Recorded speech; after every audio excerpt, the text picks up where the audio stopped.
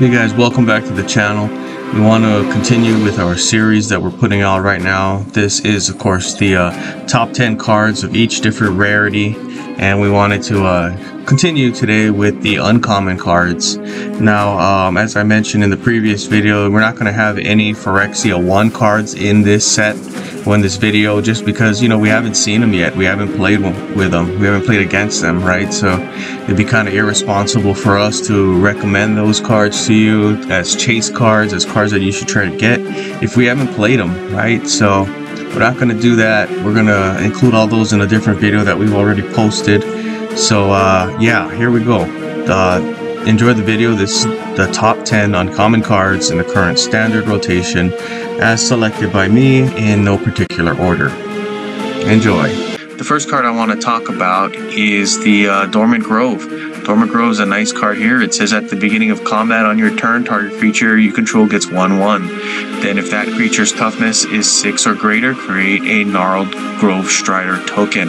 So off the bat you can see that you get a buff, and if that creature that you buffed is strong enough, if it's 6 or more, you get to put this guy on the board. This one's nice. It's a 3/6, gives everybody vigilance, so that's nice.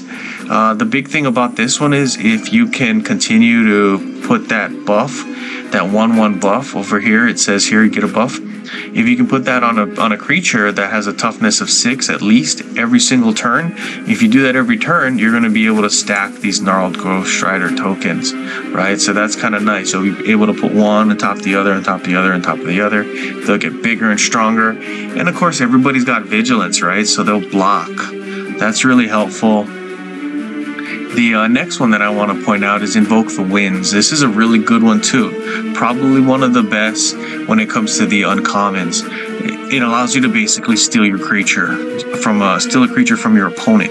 All right, it says gain control of target opposing creature. That creature gains vigilance until the beginning of your next turn. If you cannot, gain control of an opposing artifact support. This is really nice because a lot of times these opponents will play cards that are meant to destroy you. You can take them and use that card to destroy your opponent instead. I love it. Good stuff. Here's another one. This is a good one. Mr. Rafael the Boulder. I like this guy. I like this guy a lot. You can see him in a couple of decks that I've already used, these championship level decks that I've built. Mr. Rafael is in the double up deck. So that's a good one here. This is at the beginning of combat on your turn, double the power of target creature you control until the end of turn. So creatures that are really strong are going to pair nicely with Mr. Rafael here. They'll get a nice big buff. They'll double their power, and then when they attack, they'll do double the damage. That's pretty awesome. Here's another one that I like, Disciplined Duelist. This one I like it because you got a couple of things here. You got the double strike ability, so when you buff this guy up, he's going to do a ton of damage, and then he'll do that ton of damage again twice, right? So that's real nice. This is a card that's going to put out a lot of damage if you can use him correctly. And he's got the shield counter, right? So shield counter, if you remember, it says when an opposing source would make this card take damage, be destroyed, or lose shield, prevent that damage, destruction, or shield loss. So it really protects this card, right? So if he blocks, he's going to die. You don't have to worry that he's not going to die. He's going to actually survive. He's going to lose one of the shield counters though. But hey, that's good. That's really cool. You can use that, and it's very helpful. Here's the next card I like from the current standard rotation. This is Cut Your Losses. Cut Your Losses is a really popular one. You can see this a lot in different decks that other players have been making. It says destroy the top 10 cards of your opponent's library, then convert 10 gems to blue. That's huge, right? That convert 10 gems to blue. A lot of times I'll play this and you'll just get tons of blue coming out, and then it'll pay for itself and then others. You know, so that's really good. It's a very popular card nowadays. Here's another one that I like, Elias Ilkor's Sadistic Pilgrim. This is a good one because of this ability here. It says when another creature enters the battlefield under your control, gain 2 life.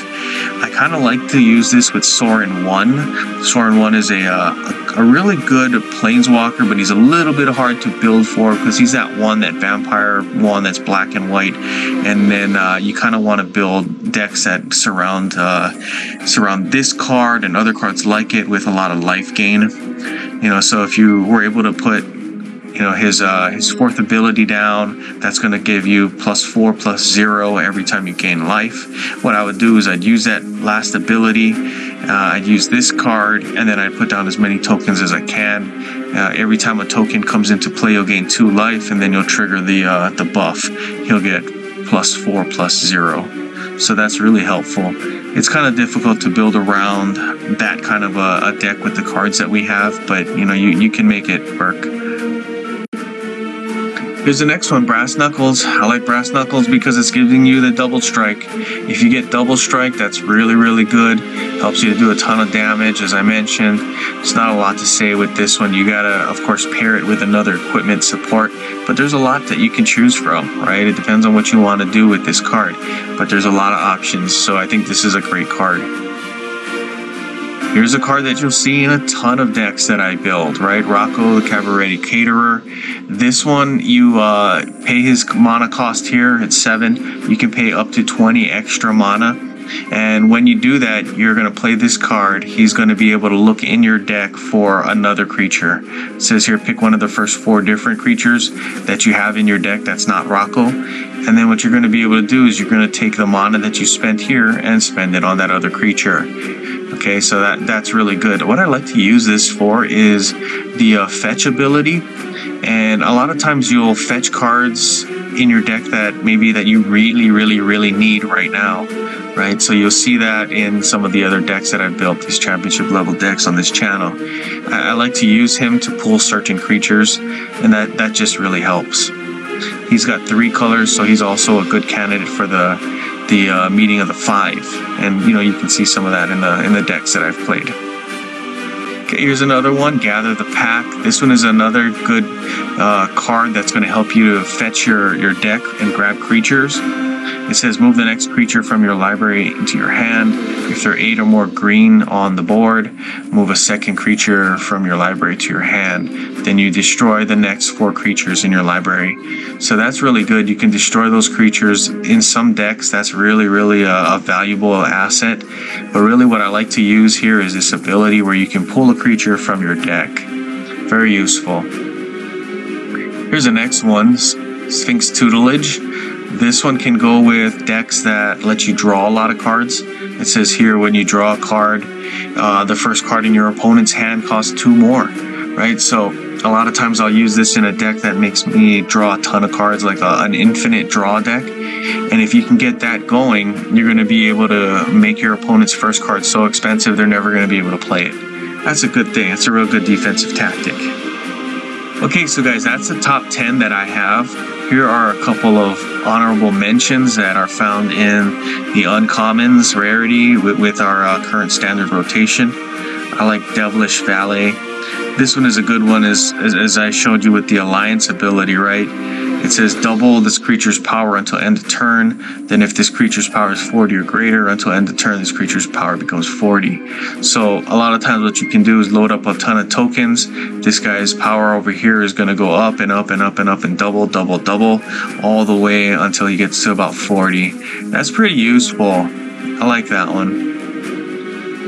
Foundry of the Consoles is a good card. It helps you build those tokens that I like to use. It allows you to make 4 Thopters with flying. These are very useful. They have the Thopter. There's a few Thopter cards that really help you, and this is one of them. They got that subtype that we like, right? The artifact subtype. So that does help. Here's the last one I like. This is the last one in the honorable mentions. It's similar to Mr. Rafael, the one that I showed you earlier. It says when this creature attacks or blocks, it gets XX until the end of turn. X is equal to the greatest power among creatures you control. So this is a good one. It can help you to do a lot of damage as well. The thing that makes it a little bit tough is that it's got that reach ability, right? So you're going to have to protect him. Other than that, you know, you can make this card work. This is going to be a good card. I do like this card a lot. Okay, so anyway, guys, that's the last of all these cards that I wanted to show you. We hope you guys enjoyed the video. Please like and subscribe. Put in your comments, right? Like, what are the cards that you like? What are the top 10 that you like? What are the top 15, 20 cards that you like from this current rotation? And yeah, that's cool. All right, guys, good gaming.